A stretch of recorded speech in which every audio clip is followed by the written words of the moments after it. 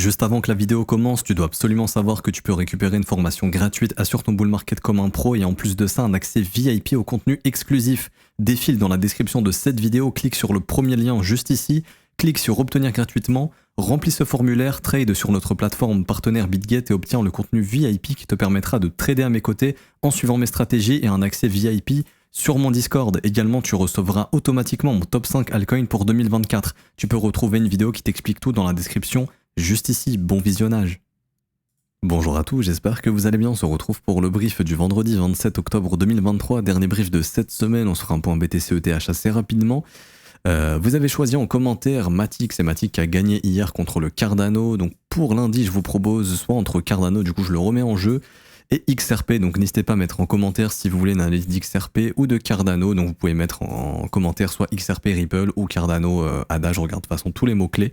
Et après je compte l'asset qui a gagné. Donc en commentaire, vous choisissez soit XRP ou Cardano pour lundi. Mais en tout cas aujourd'hui c'est Matic. Et on fera aussi un petit point rapide sur le S&P 500 pour comparer tout ça avec le Bitcoin. Alors, du coup, le Bitcoin qui est toujours dans son range, dans sa borne identifiée entre du coup 32 500 et 36 000 $, le marché va ranger, ne fera rien tant qu'on sera dans cette borne. Ceux qui préparent la prochaine direction, le pire endroit pour se positionner, c'est probablement dans le range. Je m'explique, comme j'ai déjà expliqué pas mal de fois, le marché va créer justement un prix, donc en gros par exemple une contraction du prix, pour probablement à un moment donné venir chasser un des deux camps pour prendre la vraie direction. C'est-à-dire que tous ceux qui sont en train d'acheter dans le range sont probablement en train de foutre leur stop où sous le range, donc dans cette zone. Tous ceux qui sont en train de shorter dans le range sont en train de foutre leur stop loss où au-dessus du range. C'est-à-dire qu'en gros, la personne qui short par exemple ici aujourd'hui va probablement faire ça et veut récupérer son profit plus bas comme ça par exemple. Ok. Donc il y a de grandes chances qu'il y a plein de gens qui sont en train de faire ça. Donc imaginez, je clone le trade plein de fois. Donc c'est ce qui fait qu'il y a plein de stop loss ici. Et le bon moment pour trader dans un range, c'est généralement aux extrémités, mais surtout quand il y a la déviation ou réintégration. C'est-à-dire que ça pourrait être une opportunité de short, ok. Tout comme ça pourrait être une opportunité d'achat, ok. Mais en tout cas, trader au sein de ce range, je parle pas pour ceux qui vont trader en 1 minute, qui par exemple vont trouver des trades pendant la session. Donc imaginons, j'identifie mon précédent creux, ok ça a été chassé, ah bah j'ai une réintégration, je peux chasser dans l'autre sens. Ça c'est vraiment un type de trading qui est complètement différent. Là-dessus, il n'y a aucun problème, ok. Comme ici, à chasse des sommets, j'identifie mon signal de retournement, on a nous le petit triangle ici, là de retournement, je peux donc potentiellement trouver un short dans l'autre sens, hein. Tac. Hop, et trouver les stop loss sous ce creux, voilà, des trades comme ça. Pareil ici, on vient chasser les plus bas, j'ai ici mon petit triangle, donc j'ai mon signal, je peux très bien prendre un long ici, stopper ici, et voilà, juste trouver très rapidement du 3 pour 1, ou si je veux, je vais chasser encore une fois dans l'autre sens, avec des gros risk reward, mais bon, ok. Ça c'est du trading complètement différent, je pense que la plupart vous faites plutôt du trading horaire, et vous pouvez garder vos positions plusieurs jours. Après ceux qui font 1 minute, on fait ça dans le VIP, on partage tout ça en direct, donc d'ailleurs si ça vous intéresse n'hésitez pas, mais sinon en horaire là c'est ce que je vois, donc en tout cas ce genre de trade ici risque de ne pas être profitable, ok. Si vous voulez faire des trucs comme ça a peu de chances de passer. Donc voilà, plutôt attendre une déviation. Maintenant pour la direction du prix, pour que ce soit aussi, il faudrait plutôt que ce soit une chasse au stop pour aller breaker dans l'autre sens. Si on continue d'accumuler autant de creux comme ça et que le marché va chasser les sommets, bah on pourrait carrément s'attendre à un reverse. Ok, ça serait peut-être plutôt une pattern de distribution. Donc là, la pattern n'est pas encore assez mûre. Enfin, pour moi, la consolidation du prix n'est pas assez mûre. Cet après-midi, on a le PCE US. Donc ça va nous permettre de savoir justement si on est dans une inflation qui pourrait reprendre ou si on est dans une croissance économique qui tourne toujours bien. Donc c'est des chiffres que la Fed regarde. On devrait être autour des 0,3%, précédemment on était à 0,1%, donc ça pourrait indiquer que l'inflation peut encore avoir du mal à descendre pour ces prochaines semaines et prochains mois. C'est une chose que le marché va regarder également, donc ça pourrait donner un peu de volatilité cet après-midi 14h30, mais sinon en dehors de ça, il n'y a pas forcément grand-chose d'hyper intéressant pour être honnête. Sur le Bitcoin actuellement, ça reste du range, et pendant ce temps-là, les altcoins peuvent tenter d'en profiter. Là on voit ce matin qu'il y a les premiers shitcoins qui arrivent en Floki qui fait plus 29% et les autres sont dans le rouge. Ça c'est vraiment pas bon signe. Quand les shitcoins commencent à pumper comme ça, c'est pas trop bon, ok. Donc là on le voit sur la journée, Floki 29, sur la semaine 115% Floki, PP 84. Quand les shitcoins comme ça, j'appelle ça shitcoin, en gros les meme coins, hein, quand les meme coins commencent à pumper, c'est qu'on est peut-être sur la fin d'un rallye ou en tout cas une grosse consolidation avant de reprendre une direction. On est dans la phase de consolidation, maintenant on verra bien quelle sera la direction qui sera donnée par le BTC. Donc ça reste du range ni plus ni moins. Hier je vous ai fait une grosse update sur le comportement du prix qu'il fallait absolument surveiller. Si vous l'avez pas regardé, regardez là, je vous ai fait une update macro. Donc là j'étais en hebdomadaire, on a bien regardé le Bitcoin, on a vu les niveaux clés et on a vu surtout l'action de prix qu'il fallait avoir pour que ça reste bullish et l'action de prix qu'il fallait surtout pas faire pour que ce soit très bearish, ok. Et en cas de scénario bearish, on avait vu les objectifs qui se trouvent sous les 24 000 $, donc faut faire très très attention à ça. Pas plus de choses à dire pour moi de ma part sur le Bitcoin. On peut venir rapidement sur Ethereum. Hier, alors c'est ici mon template, hier on a vu le range sur Ether, hop, donc on était ici, il n'y avait pas encore de signal, c'est-à-dire que le marché est venu chasser les stops, c'est un range, ok, le marché est venu chasser les stops et donc on a eu le retournement un petit peu après, ok, donc là c'est l'heure française si je dis pas de bêtises, c'est bien ça, donc le brief, moi personnellement je le finis vers 10h, 11h et le signal a été donné à midi, donc une heure après, donc on est venu chasser les stops, comme on en parlait, s'il y a réintégration, c'est du range, le marché peut venir chasser les stops dans l'autre sens. C'est ce que je vous expliquais sur le Bitcoin, bah là ça se reporte sur Ethereum. Ether lui est déjà dans cette configuration. Donc il est venu chasser les stops au nord, bougie vectorielle, donc on a du volume, donc on identifie qu'il y a des liquidations de shorters et des stops de shorters qui sont déclenchés. Et moi ce que j'attends généralement pour avoir le signal, c'est mon petit triangle sur mon indicateur qui me donne le signal. Donc en fait c'est une pattern de retournement qui est déclenchée ici. Et donc l'idée de trade, ça peut être tout simplement entrer ici, stop loss au niveau du plus haut et TP dans l'autre sens, comme ça. Les stops dans l'autre sens. Ça peut être ça le TP, ok, avec une possibilité bien sûr de déjà passer à break-even, puisque bon, on est venu quasiment proche du TP histoire de sécuriser le trade, mais ce trade ça marche dans l'autre sens, c'est ce que je vous expliquais juste avant, c'est-à-dire que là on a tous les stops des acheteurs, on a la zone de rechargement du mouvement précédent, tac, je vais mettre le bon fib, vous inquiétez pas, ça c'est mon fib de range. Voilà, zone de rechargement, on a l'imbalance ici, donc une imbalance c'est une zone dans laquelle on a eu un déséquilibre, le prix revient généralement, et là en plus ça cache, ça abrite plein de stops, un creux, deux creux ici, trois creux, qui a été chassé par celui-ci, donc 3 creux, 4 creux, 5 creux maintenant, donc tous ceux qui achètent foutent probablement leur stop ici, ok. Donc si le prix vient, et que pareil, même signal qui a été déclenché ici, une réintégration, bah ça serait un bon setup de longue pour trouver tout simplement, hop, TP, soit plus haut, mais là vu que les stops ont déjà été chassés dans le range, ça serait plutôt pour moi à ce niveau-là. C'est-à-dire zone de rechargement de short du mouvement précédent, ok, puisque là les stops ont déjà été chassés dans le range, donc peut-être qu'on n'y reviendra pas, ok.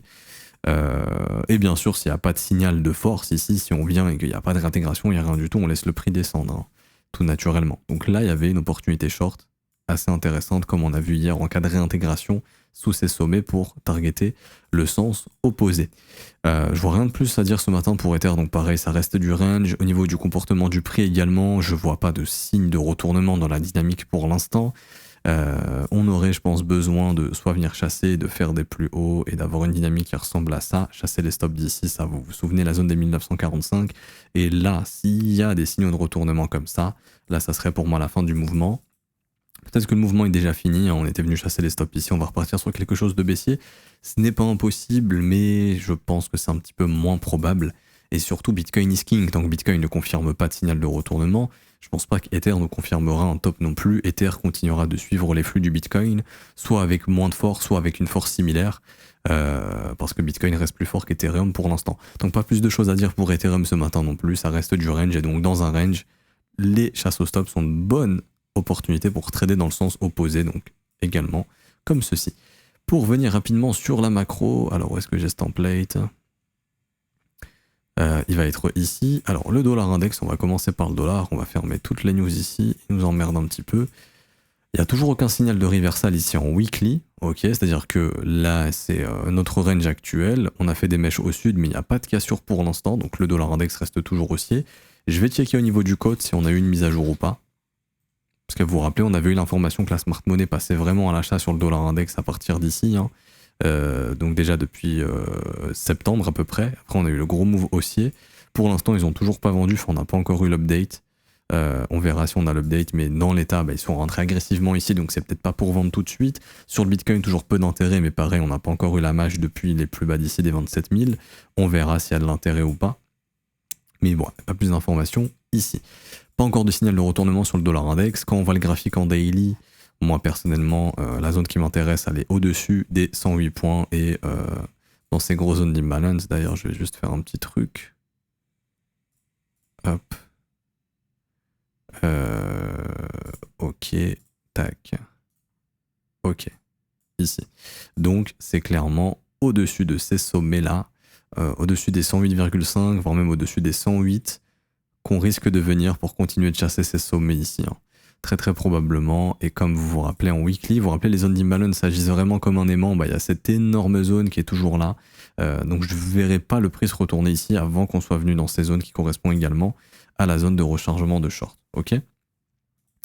Donc il n'y a pas encore de retournement, même en daily pour l'instant je ne vois pas encore de signal de retournement ici sur le dollar index. Petite vigilance néanmoins, si on considère ça comme un dernier creux, on a une légère clôture, donc là il faut faire attention à ce que le prix ne se retourne pas dans la RLZ short. On y est, pour l'instant je vois pas encore de signal de reverse, donc c'est vraiment une chose que je vais surveiller ici en daily, qu'on n'ait pas de la pattern de retournement, que mon indicateur ne me donne pas un signal baissier, parce que s'il m'en donne un, ça pourrait peut-être être le début d'un retournement pour la semaine prochaine. Pour l'instant, il n'y en a pas encore ici, wait and see. Et pour le Nasdaq, du coup, toujours baissier, on est venu chercher la zone d'imbalance ici. Vous vous rappelez, ça peut agir comme un support, donc il y a des chances que le prix consolide ici. Si le prix revient, il consolide, ce sera probablement pour...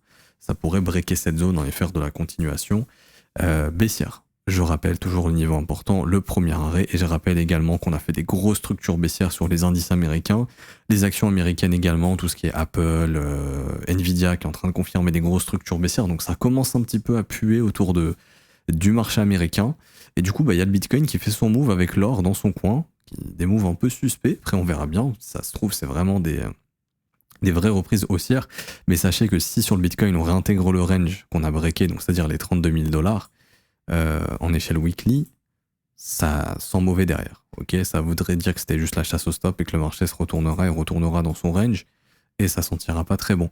Et ça suivra les flux des indices, indices qui sont toujours baissiers pour l'instant. On arrive sur des niveaux clés. Il y a aussi le S&P 500. On arrive ici, je vais clean ce graphe, ce sera beaucoup plus simple. Ça c'est la global net liquidity, hein, donc ça c'est comment dirais-je, la balance sheet des différentes banques centrales qui continuent de descendre. Les banques centrales continuent de réduire leur bilan. Il ne faut jamais lutter contre la banque centrale. Donc là, les banques centrales ont toujours pour objectif de réduire l'inflation. Ils sont en train de continuer de réduire leur bilan. Ça, c'est pas trop bullish pour les marchés. J'en avais déjà parlé. Ça n'a rien à voir avec les crypto-monnaies. Hein. Là, on parle vraiment de ce que fait la Fed, la Banque centrale européenne, la Banque centrale de Chine, etc. etc. Donc, ici, on est venu... On prend notre sommet, notre bottom, on est venu où? Zone de rechargement de short. Ok, c'est une zone de vente. Tout ça, c'est une zone dans laquelle le marché pouvait se retourner. Ok, jusque-là, vous me suivez. Le prix vient, il fait quoi? Il nous fait une structure baissière, un M-top, qui est assez baissier. Confirmation, on casse. C'est plutôt baissier. Donc là, déjà, le comportement du prix, il est différent. On passe d'un marché qui est aussi un marché qui fait des creux et des sommets descendants, c'est plutôt baissier. Il y a le niveau des 38,2 qui nous intéresse. Ici. On est en plein dessus. Ici. Si ce niveau cède, on a de grosses probabilités de rentrer dans un range. C'est-à-dire que, grosso modo, le S&P 500 pourrait ranger entre ces deux bornes avant de reprendre une direction. Haut de range, mid range, donc soit se maintenir dans le milieu du range et repartir au nord, ok, soit casser le mid-range et du coup, à terme, pouvoir peut-être se rediriger dans le bas du range. Okay, mais en tout cas, si on casse les 38,2, ça augmente les probabilités de passer d'un marché en tendance qui pourrait faire ça à plutôt un marché qui pourrait faire ça. Okay, jusqu'à redevenir haussier d'ici 1-2 ans, etc. Donc si on casse 38,2, vraiment, le marché américain va avoir du mal à être haussier pour cette fin d'année, et même l'année 2024 serait peut-être une année de range. Donc faudrait faire attention. Ce qui serait le plus baissier, c'est du coup ici, tac, qu'on fasse cette grosse structure baissière et qu'au final on revienne zone de rechargement du mouvement Covid. Ok, ici. Donc que le marché en gros vienne nous faire un retour de prix vers ces niveaux pour retester ce V-bottom et peut-être redevenir haussier par la suite. Hein. Pourquoi pas. Ok, donc marché américain qui est vraiment pas top. Je vous invite à regarder vraiment tout ce qui est Apple, etc. Bon, je vais vous prendre Apple en exemple, mais c'est vraiment pas bon ce qui a été fait sur Apple. C'est-à-dire que ici, je vais clean la chart. Le fait d'être venu déclencher les stops ici, ok. Donc là, on est venu faire un nouveau sommet et derrière nous faire des structures baissières comme ça, c'est pas bon. On n'a pas tenu les highs ici qu'on a breaké, c'est vraiment pas bon, ok. Tant qu'on reste sous ces sommets ici qui ont été breakés, qui sont des résistances maintenant, Apple est plutôt baissier en hebdomadaire et on pourrait voir ça. Donc un Apple baissier, c'est un indice américain, enfin des indices US qui seront probablement baissiers. Ok. Pareil, le seuil de profitabilité que j'ai pas ici sur Apple diminue. Les chiffres, le trimestre, le troisième trimestre, qui est le trimestre le plus important pour Apple, qui est la vente d'iPhone, était moins bon en 2023 était moins bon en 2022 qu'en 2021. Et en 2023, je crois que les ventes sont pas si folles que ça, donc le seuil de profitabilité d'Apple semble être atteint. Donc ça va être compliqué pour Apple d'aller peut-être visiter des plus hauts, sachant en plus de ça, comme on en a parlé, que la Global Net Liquidity continue de chuter. Hein. Donc quand il y a beaucoup d'impression monétaire, les actions apprécient beaucoup, hein, parce que les banques centrales achètent des actions pour soutenir l'économie, mais là c'est plus le cas. Donc ça va être un peu plus compliqué pour une entreprise comme Apple, qui sur le long terme risque de toujours être un mastodonte, mais qui pourrait consolider avant de redevenir haussier. Donc ça c'est pas trop bon pour les indices américains non plus. Donc voilà, j'ai pas plus de choses à dire sur les indices. On peut finir avec du coup Matic que vous avez choisi. Alors Matic, je vais commencer en hebdomadaire, qu'on soit bien clair, c'est toujours baissier ici pour le moment, ok. C'est-à-dire que la dynamique du prix est toujours baissière, le marché continue de faire des sommets descendants, un rebond se met en place, ce rebond, si on est toujours baissier, a de grandes chances de se terminer dans la zone de prix suivante, entre 73 centimes de dollars et 80 centimes de dollars. Ça c'est la point de vue weekly, ok. Donc si on poursuit la dynamique, le prix pourrait faire ça et continuer d'être baissier. Également, là on voit directement, ça saute aux yeux, Matic il est dans un range. C'est-à-dire que pour l'investisseur, Matic est intéressant dans son bas de range. Et on voit que ça intéresse puisque là le prix ça fait quand même depuis juin 2023 qu'il n'arrive plus à faire de plus bas. Donc c'est une zone de prix qui est quand même défendue. Donc tous ceux qui veulent investir dans le Matic, techniquement le bas de range c'est intéressant. Pour ceux qui veulent juste acheter un prix et quand on prend le plus bas et on prend le point le plus haut ici et on trace un FIB, on est entre la zone 78,6, 88,6 qui est une zone d'investissement qui est extrêmement intéressante et les 88,6 qui sont un niveau extrêmement intéressant. Ok, là je vais vraiment mettre ça un peu plus foncé parce que c'est vraiment une zone très intéressante. Et on voit qu'on a bottom pour l'instant sur les 88,6 qui était un niveau extrêmement intéressant. Ok. On a une petite structure en W weekly. Pour certains, ça va être un premier signal. Maintenant, c'est pas le signal du siècle, c'est une structure qui s'est faite en l'espace de 6 semaines. C'est pas la meilleure structure du monde. Maintenant, ce qui est super intéressant, c'est qu'elle se fait en bas de range, donc ça, c'est cool. Donc, il y a ceux qui vont investir ici. Et donc, le truc tout con, c'est que tant qu'on réintègre pas les sommets, c'est-à-dire tant que Matic ne revient pas sous cette zone, vous pouvez rester dedans. Si Matic finit par réintégrer comme ça la semaine prochaine ou dans 2-3 semaines, ça sentira le nouveau plus bas. Pourquoi ? Parce que quand on passe en daily, cette fois-ci, donc là je vais retirer un peu tout ça, hein. Quand on passe en daily, on voit que on a laissé quand même beaucoup de creux ici. Ça, c'est une zone que le marché pourrait tenter de revenir déclencher. Au bout d'un moment, les creux restent intacts. C'est-à-dire que quand on pose un bottom, il y a toujours des creux qui resteront, on n'ira pas les chasser. Peut-être que ces creux ne seront pas chassés, ok ? Moi, ce qui va mettre la puce à l'oreille sur une éventuelle chasse de ces creux, c'est le comportement du prix ici. Le marché, il est venu faire quoi ? Il est venu rebondir, on est venu vous rappeler, les imbalances agissent comme des aimants. Ici, rebond, ça a été comblé, continuation baissière. On a de l'imbalance ici, c'est comblé, on continue. Là, on a un pump, on a des imbalances, on vient les combler, etc., etc. On en avait une assez importante ici, ok ? Qui commence à être comblé, qu'il a quasiment été même. Tac, il manque rien du tout, ok. Donc on est venu chasser les sommets intermédiaires de cette zone, la chasse au stop a été faite, on a beaucoup de volume, je suis pas sur le perp, mais si je me mets sur le perp, ce sera la même chose très très probablement. Ici, voilà, bougie vectorielle, un spike de volume, donc on sait que là il y a beaucoup de stops qui ont sauté. Je vais retourner sur le spot, hein, parce que là c'est la même chose. Et du coup, maintenant, ce qu'on surveille, c'est un retournement du prix. Le retournement du prix, ça pourrait être donné par une pattern de retournement. Je prends ma bougie la plus haute, à chaque fois, on ne casse pas le plus bas. Bougie la plus haute, est-ce qu'on casse son plus bas? Non. Bougie la plus haute, est-ce qu'on casse son plus bas? Non. Bougie la plus haute, on casse le plus bas? Non, etc., etc. Donc ça, déjà, c'est une information que il se passe quelque chose au sein du comportement du prix quand le marché casse le point le plus bas des bougies les plus hautes. Et en fait, ça, vous le verrez sur des unités de temps en 1 heure ou en H4, par exemple, mais le prix va se mettre en fait à casser des creux précédents. Ok? Par exemple, le dernier creux ascendant qu'on voit ici en H4, il est là. Casser les 60 centimes pourrait être considéré comme un signal baissier et qu'on pourrait rentrer dans potentiellement des sommets descendants par la suite et redumper. Pour l'instant, c'est pas le cas. Et d'ailleurs, le Matic est en train de ranger. Moi, ce que je surveille en daily, c'est comme je vous ai dit, le range du prix qu'on a ici. C'est-à-dire que là, j'ai un point. Donc, on consolide au-dessus d'une résistance. Ok. Donc, j'ai mon point bearish ici et j'ai mon point bullish. Si Matic, il arrive, donc là, je vais mettre des alertes. Tac, tac. Et tac, si Matic il arrive à me recasser les 66 centimes, je vais me dire ok, on peut poursuivre vers le niveau weekly qui m'intéresse, c'est la zone de rechargement de short du dernier sommet qui se trouve entre 74 centimes et 80 centimes, et ça serait une zone de prise de bénéfice. Ok. Si Matic n'y arrive pas, qu'il est juste venu en gros me déclencher ses sommets mais qu'il n'arrive vraiment pas à rester au-dessus, il va se passer quoi? Donc là, c'est-à-dire qu'on va casser le point bas de la bougie la plus haute, qui est une bougie vectorielle en plus de ça. Tous les gars qui ont acheté ici dans ce range vont être bloqués, et donc ça, c'est un signal de retournement. Ce qui serait encore plus baissier, c'est de vraiment revenir sous ces sommets-là.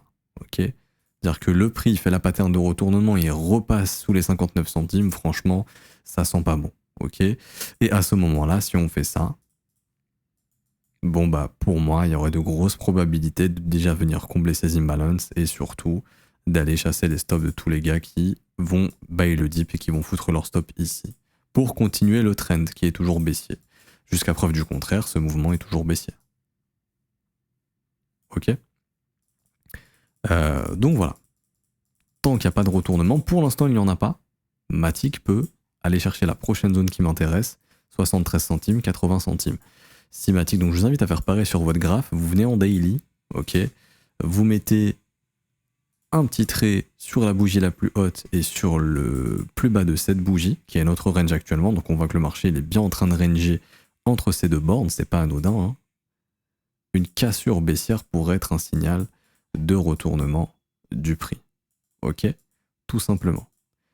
Et ça, à ce moment-là, pour moi, c'est continuation baissière et chasse des stops. Ça dépendra aussi beaucoup de Bitcoin. Tant que Bitcoin range, peut-être que Matic pourrait essayer de se reprendre, mais si derrière Bitcoin réintègre son range, bon là, pour moi, il n'y a plus de doute, on ira faire un plus bas et on continuera de poursuivre dans ce bas de range jusqu'à trouver un bottom définitif ou pas. Peut-être que le bottom définitif du Matic sera sous les stops des 31 centimes. J'en sais rien, encore une fois, je lis pas l'avenir. Mais c'est vrai que cette zone est assez importante. Donc j'espère que ça vous aura plu. Si c'est le cas, n'hésitez pas à laisser un petit pouce bleu, à vous abonner si ce n'est pas déjà fait. Vous avez la formation gratuite qui vous donne un plan pour bien investir pendant la préparation du bull market. Donc là, ça vous aurait évité de faire du DCA sur plein d'altcoins et j'explique aussi les erreurs à éviter en DCA dans la formation gratuite. Si vous voulez avoir accès au contenu VIP, donc des vidéos exclusives en plus où je vous partage des plans d'investissement, les assets que je surveille, il y a également des setups qu'on voit en direct dans le Discord qui vous sont envoyés en direct avec toute la pédagogie et les explications autour des setups. Également, il y a du nouveau qui arrive, je ne peux pas vous en parler maintenant, mais il y aura des nouveautés qui vont être très très intéressantes pour vous. Vous pouvez le faire, c'est aussi gratuit, il vous suffit simplement de trader sur notre plateforme partenaire BitGate et après automatiquement vous êtes éligible pour le contenu VIP. C'est gratuit, ça vous coûte rien et ça vous permet d'avoir justement accès à une pédagogie supplémentaire du trône si vous ne pouvez pas rejoindre l'école qui elle est payante. D'ailleurs, j'avais oublié de le préciser, mais Matic, les prix à long terme sont bons. C'est-à-dire que là, pour tout investisseur qui achète du Matic ici, si vous croyez au projet, qu'on a un prochain cycle crypto, vous ferez une plus-value. Là, je parle vraiment pour ceux qui veulent swinger ou qui veulent vraiment optimiser un maximum leur niveau d'entrée en suivant la dynamique. Ça, c'est plutôt mon cas, c'est-à-dire être dans le sens du vent. Et pour l'instant, le sens du vent n'est pas encore haussier ici, donc je continue de temporiser, mais Matic m'intéresse. Parenthèse fermée. Et vous pouvez aussi rejoindre l'école si ça vous intéresse. Je vous mets le lien en commentaire épinglé et en description de cette vidéo. Ça commence à 49 € par mois, c'est sans engagement, vous pouvez annuler le renouvellement quand vous le souhaitez. Également, vous avez les offres 3 mois, 6 mois et 12 mois qui ont des réductions. Actuellement, 36% de réduction sur l'offre 12 mois qui est à 380 au lieu de 588. L'école, c'est quoi? C'est une formation qui est déjà faite, qui vous apprend tout sur l'analyse technique, l'order flow, l'analyse fondamentale, la création de votre plan, de vos stratégies, comment acheter, vendre au bon moment, créer des stratégies d'investissement, connaître la psychologie des marchés. Vous apprenez tout sur le trading en fait dans la formation, composé de 19 heures de cours vidéo, cours écrits, exercices, examens, quiz qui vous permettent de tout, de valider toutes vos compétences, de vous assurer que vous avez tout bien compris. Vous avez aussi le suivi quotidien que je fais quotidiennement tous les matins. Ça dure entre 1 heure, 1 heure et demie, voire des fois 2 heures quand il y a beaucoup de choses à dire. On analyse les marchés ensemble, on voit des opportunités ensemble. Je vous dis également ce que je fais, ce que je ne fais pas sur les marchés. Il y a un suivi quotidien dans le Discord également. Vous posez vos questions, j'y réponds en brief et on y répond aussi en message. Et mes professeurs sont aussi là pour vous épauler dans le Discord et les élèves avancés également. Tout est dispo en rediffusion si vous n'êtes pas disponible, bien évidemment. Je vous mets le lien en description si vous voulez vous inscrire, il n'y a pas de problème, vous pouvez nous rejoindre et si jamais vous n'avez pas les moyens actuellement de rejoindre l'école, il y a le contenu VIP qui est fait pour vous, qui est aussi un suivi moins récurrent, moins poussé que l'école, parce que c'est gratuit mais qui est quand même là pour vous épauler et vous serez également à nos côtés sur le Discord et aussi par mail vous recevrez les vidéos exclusives qui ne sont pas sur YouTube. On se retrouve lundi, bon week-end à tous, à lundi, ciao ciao.